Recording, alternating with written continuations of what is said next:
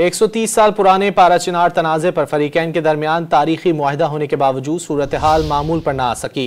रास्तों की बंदिश और कुरम में ताहाल धरने जारी रहने से रोज़मर्रा उमूर बहाल न हो सके।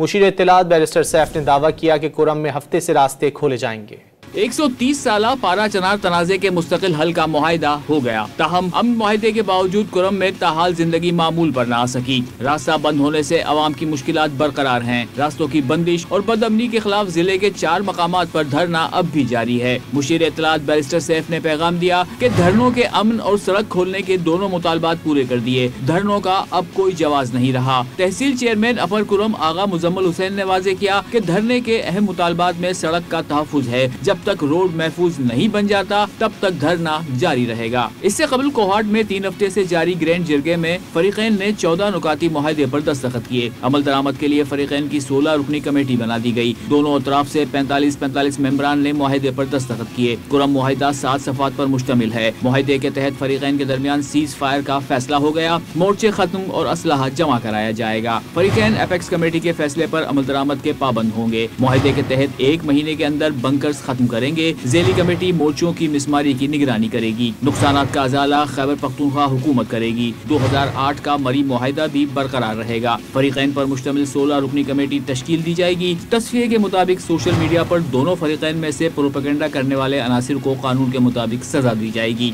आमदोरफ्त के लिए तमाम रास्तों और सड़कों पर कोई रुकावट नहीं होगी। बिजली, टेलीफोन या केबल गुजारने पर मसाइल खड़े नहीं किए जाएंगे। नई सड़कों की तामीर की जरूरत पड़ी या उनमें कोई रुकावट आई तो फरीकैन मुकम्मल ताउन करेंगे। मुआहिदे की खिलाफ वर्जी करने वालों के खिलाफ सख्त कानूनी एक्शन होगा। मेंबर जिरगा साजिद तूरी ने मुआहिदे पर रद्द अमल देते हुए कहा कि अब बॉल खैबर पख्तूनख्वा हुकूमत के कोर्ट में है। देखते हैं कि वो मुआहिदे पर किस तरह अमल कराती है।